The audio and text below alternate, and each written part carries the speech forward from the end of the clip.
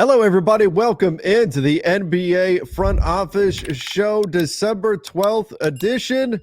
Back in studio after taking a little trip out to Orlando. Keith, it was so much fun getting to go and hang out in person. I know we hang out virtually every day, basically, but it was great getting to go hang out, meet the family, do all that stuff in person. It was a blast. Yeah, it was awesome, man. It was so good to see you and meet your wife for the first time because the other times we've been in person, it's just been us in Las Vegas without the family there. So it's always it was great, man. It was great to hang out for a while and break some bread together and have a little fun. And now we're all back home and back to normal and all that stuff for less than 2 weeks till Christmas now, which is kind of bonkers in and of itself. So we're just got a million things happening. Right? I have so much to do before Christmas. I don't know how I'm ever going to get it all done, but exactly. We have a ton of NBA basketball to discuss. So everybody joining the show here, if you haven't done so yet, make sure you do subscribe here to the YouTube channel. Over on the podcast side, 5-star rating and review would certainly be a great way to help out the show. All right, let's kick things off with this. The NBA's in-season tournament. Keith, I was losing my mind having to miss that game, but the Lakers do ultimately win the NBA's in-season tournament. And now all the discussion is turned to the banner controversy. Should the Lakers hang a banner or not? People are upset on either side, no matter what they do or don't do. I look at this from more of a historical perspective and think the precedent that gets set if they don't hang one in terms of what the league's goals are for this tournament, it wouldn't be a very good look, nor would it be a step towards legitimizing this or gaining the acceptance that they need for the tournament. So I think hanging a banner is the right decision. And I think they're walking the middle ground that they're walking in terms of making it one banner that you just list years on and making it different than the championship banners. I think this makes the most sense while understanding that people will still be upset and say it's not an NBA championship, so it shouldn't be up there. I get it. But I think given the long-term goals of the league with this tournament, it makes sense. You are being far too rational and reasonable about this. This is not where we live. It's funny. You were saying you were upset about missing the final, whereas half of NBA Twitter, if you could believe them, was like, game doesn't even count. So who cares? It's not a real game anyway. That's because they didn't like the team that was in the final. 100%. Yeah. I called out Celtics fans for their behavior over the last, 4 or 5 days here on if the Celtics had won, you would not be saying the things you're saying right now. And of course their answer is, yes, I would. You don't, this doesn't matter and blah, blah, blah, blah, blah. All of that aside, we both root for two franchises who historically, because of the level of success they've had, have only hung NBA title banners. Yep.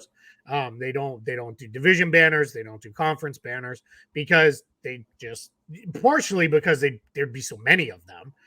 Sure. So I have no problem with what the Lakers have chosen to do here.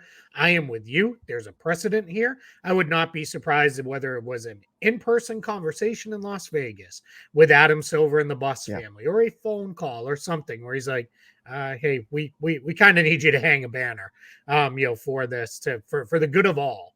Let's put this up. Yes. And I have no problem with it because one, let's celebrate things, right? Let's celebrate accomplishments. Like the Lakers took a lot of flack from people who were clowning them for celebrating winning. If I win $5, I'm happy and gonna celebrate. Right. If I won $500,000, I'm not doing the show for like 3 or 4 days at least. I'm going on a some kind of bender. I don't know what, because I don't drink or do any other. I was going to say, what kind of bender are you going on? Yeah, I don't know. Keith's going to go on a Marvel bender. Just watch all the MCU. I might rent out a theater all to myself and just eat popcorn and candy and just sitting there all day. But yeah, man, like I don't know. It's this need to be. It feels like at times social media has this too cool for school, right? You were a teacher for a long time. I have a 13-year-old. There's this attitude of like, nah, I'm too cool for that. Like it's cool to not like things. Yeah. Like, what are we doing? Like, don't be a tryhard. Yeah. I don't let them celebrate. Like they accomplished something. Like I'm fine with it. Like I fully get it. Now, I did not hear a single Laker say this is the same as winning the NBA Finals. No. Matter of fact, Anthony Davis, probably much to the NBA's chagrin, was like, "This isn't the real thing." Like, Yeah. I don't know that the NBA loved that comment, but like they got it. They recognize this has its proper time and place. And here's how you know how much like they went nuts celebrating. LeBron was in the gym the next day watching Bronny play, which he said he was not going to miss.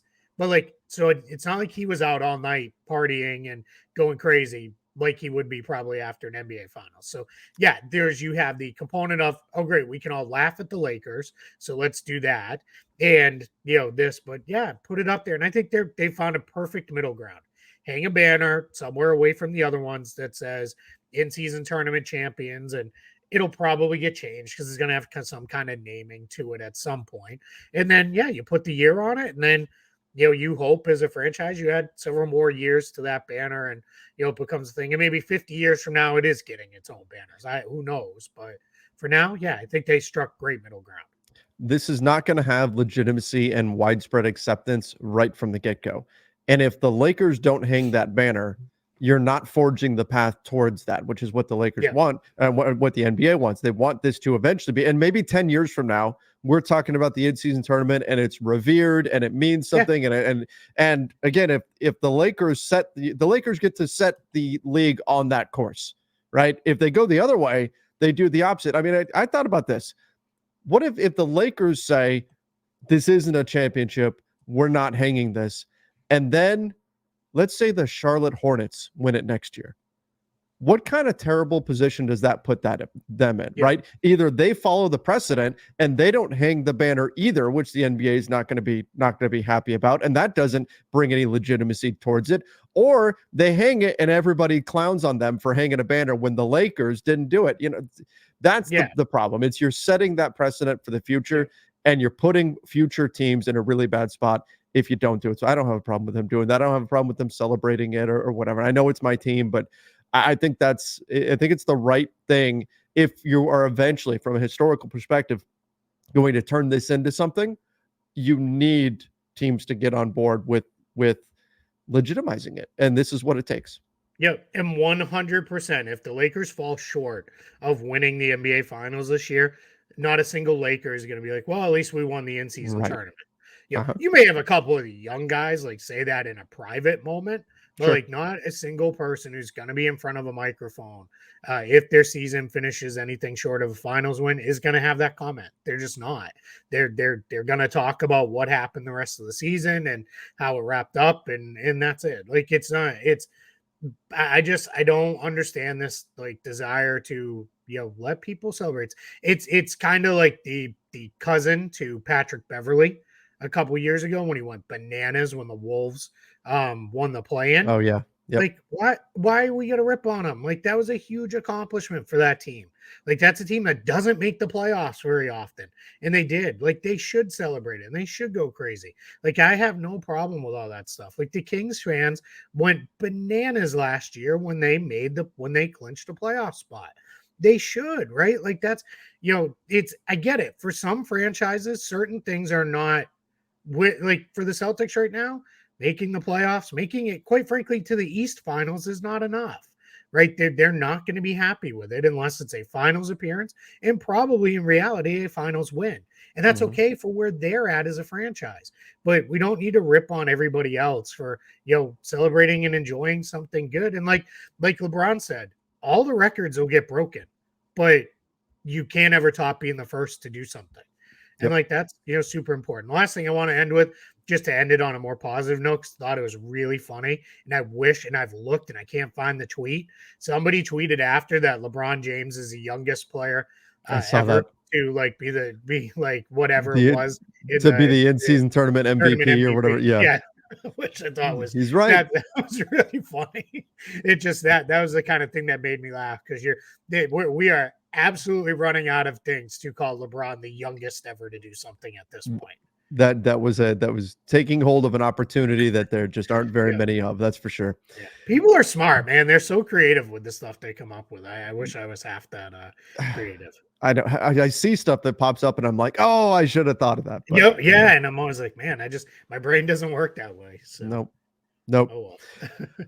All right, let's talk a little bit about the trade market. The Hawks, the Kings, the Pacers among the expected suitors for Pascal Siakam and OG Anunoby. Keith, it seems like the Toronto Raptors. We'll have to have our buddy Luca Rosano from Raptors Nation on here to discuss some of this. But Yeah, but the Raptors are once again in position to be the trade deadline Grinches by hinting that all these guys are on the market and then taking them all back right before the trade deadline.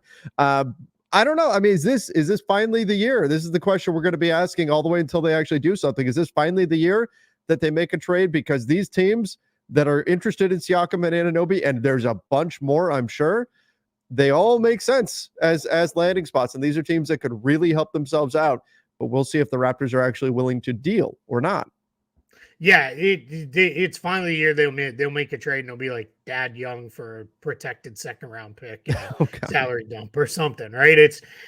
I hope, right? I mean, we've talked about this ad nauseum with the Raptors. We're like now into year 3 of you might lose some of these guys for nothing if you're not careful. I realized Kyle Lowry was not lost for nothing. People bring that up every single time. I realize it was a sign and trade, but you missed the opportunity to trade him for other stuff earlier in the year when you probably would have got a better deal than doing a sign and trade. They did lose Fred VanVleet for nothing. Siakam is a free agent, and Anunoby, I would be shocked if he picks up his player option. He's very likely to be a free agent as well, and they're two of the better free agents. So the very best free agents teams will do what they have to do to try to get those guys. Even if free agency is kind of in a downswing right now, it will not be for guys like Siakam and Anunoby, should they hit the open market. So that also brings up, if you trade for him, are you trading for him knowing you can re-sign them? Do you feel good about that? That's an open-ended question too, which does hurt some of their value. It very much feels like we're having the same conversation we had about VanVleet because we are. It was the same kind of story with him last year. If you trade for him, is he going to stay? Do you re-sign him? Where's that going to go? That doesn't mean that there aren't teams that are going to be interested. This came out of, we talked about it on Friday's live show. We're in range now where every week we're going to get a series of, hey, here's a notebook piece of, 6-7 tidbits of news. And this came out of Shams dropped one. And this was one of the items in there. And that's where this came from. So, yeah, I think there is a chance that we maybe see some movement. It feels a little bit different with the Raptors now, because now you're not necessarily really selling the hope of, we just got to get everything incorporated. You're into year kind of 2. I know Pirtle's only been there roughly a year now, but you're into the second season of we're just not very good. Like you got to do something. You can't just continue to say, well, give us a little bit of time. It'll all come together because it isn't. It's just not. And I continue to believe you can't build a functional winning roster with Siakam, Anunoby, and Barnes on it because you're just not going to have enough spacing. There's too much overlapping skill set there. And that's going to continue to cause the Raptors problems. Well, and that's part of this too, was that Barnes is their guy. They're not going to move on from him. He is off limits in terms of the trade market. So if you're going to operate, and I think you're correct that you can't have those guys all together, then you've got to make some moves with some of these guys if you're going to clear this up. Now, the real question though is what's the goal if you trade these guys? Is it to add draft picks and get some young talent in, or do you continue, or is it just kind of shuffle the deck and see if we can find some pieces that fit a little better and off we go? I'm not even sure what the temperature on Raptors fans is right now. Again, we'll have to talk to Luca a little bit about that. But what should the Raptors do? Should they be looking for future assets, or hey, give us pieces because we want guys that can play with Scotty Barnes right now? Let's go. It's a really good question. I think Barnes is good enough, and you have other guys that are probably going to be there under contract, like Pirtle and a few others, that I would feel okay if they went with a little, hey, we're just trying to shake things up and add guys who are ready to win versus we're tearing it down and we're going to start over. I'm okay if they go that direction too. I'm not going to, beat up on them if that's the path that they choose forward is we're going to bottom this thing out as best we can and rebuild around Barnes, and the other contracts we'll figure out how to work around them. That's okay too, because it's not like Pirtle's sitting on an untradeable deal or anything like that. Right. So you could move him. So yeah, I think you can get into a position where you have options, which is good, right? But you got to actually take one of them, right? You can't. I think if we're at the trade deadline and they're still 9, 10 in the East, 11, 12 in that range, right? Like battling for the last play-in spot. That's not like you got to do something. Yeah. You can't just say, yeah, let's run it out with these guys. Because what's your best case scenario? You win and get into the play-in, and then you get drilled in the first round. Like you're like, okay, is that really where you want to be? Like not for this group, not these Raptors. Like some teams, that's okay, right? You're building up to that. That's like say what they're better than that right now, and they may have staying power. But let's say you're Orlando, and that's where you get to that point and you get popped in the first round. That's fine, right? Like you built to that point. You made progress. Yeah, that's where you're trying to get to. For Toronto with this particular group, you kind of been there, done that, and that's not where you want to go. So yeah, I'm in favor of let's do something. Inaction is the only action I can't support. All right, let's jump over to the Zach LaVine market. The Lakers and the 76ers reportedly are being patient with Zach LaVine's market, which makes sense. We know the Lakers can't actually make a move for him until January 15th, if they even decide they want to. I know a lot of teams will have reservations about Zach LaVine, and there have been reports out that teams are not as interested as you would think, or that there isn't much of a market right now. I wouldn't expect there to be much of a market here in December. We are getting closer here to December 15th when a lot of these guys do become trade eligible. But nonetheless, the LaVine trade market, it's certainly not going to be one where teams are climbing over themselves to get Zach LaVine at $40+ million per year. So not really a surprise that teams right now are going to be patient. I'm sure the Bulls asking price is high right now, and maybe they meet somewhere in the middle before that February 8th trade deadline. But right now, if you're looking at things, I don't know that there's a team that is ready to pull the trigger and says, yes, this is the piece that puts us over the top. Sign us up for Zach LaVine. Maybe that changes by the trade deadline, and as teams, either struggle or find success or whatever. But right now, it makes sense that the trade market is kind of on a slow roll at the moment. Yeah, and to your point, like you alluded to, with the Lakers, they've got a bunch of guys that would likely, for all reasonable purposes, need to be in a LaVine trade. And if those guys are going to be in one, a lot of them can't be traded until January 15th. So theirs is even a little longer for some of the guys that they would very likely like to put in a trade for LaVine. So that's part one of this. And with the 76ers, they can afford to be patient because they're playing really well right now. They don't necessarily, nothing screaming like we need him, right? Like they're not like struggling to score points or have injuries or anything like that. So you can be a little bit more patient. And my guess is, especially because he's hurt right now, the Bulls are not feeling like we have to do something today. Right. Like we can get back. One of the things that was referenced was some teams have even said, yeah, we're going to need to see him back on the court again and just make sure whatever this foot inflammation is, that it's not a bigger deal and it's going to turn into he plays 2 games, he misses a week. He plays 2 games, he misses a week. Like teams trading for him are going to want him for the stretch run. I also think where the Lakers and Sixers, basically since it was made known LaVine is willing to work with the Bulls on a trade, they were 2 that were immediately thrown out there. With the Lakers, you have to act with some level of caution because it's not a slam dunk, given what you would need to give up to get Zach LaVine, that he turns you into a vastly better team than you are today. Yeah. So that's part one. And part two, you would then be locking into your long-term 2-man core is AD and LaVine. I get it. LeBron may play another 5 years and all with the Lakers. Who knows? But I'm just going under what's under contract long-term. Now it's AD and LaVine, and you're probably, if I'm the Lakers, I'm like, I don't know that that's what I really want it to be, just because of the injury concerns with both guys. They're not old by any means, but they're tipping towards the wrong side of 30 and all the stuff there. So that starts to become a little bit of a question mark for me. Is do I want to be 100 million pot committed to these 2 guys? I don't know. And then for the Sixers, you're basically saying, well, any plans we had for flexibility, they're out the window. And for both teams together, really for anybody, let's say you could make the move today, and then I don't know who it is, but another guy comes on the market, like, February 1st. Now you're like, well, we're out. We did the Zach LaVine trade, and now we can't go get that guy. And that becomes a little bit of your challenge with that too. So It's just, things that are going to kind of drive this. My guess is any LaVine trade, if it happens this year, very tail end of January, first week of February leading up to the trade deadline.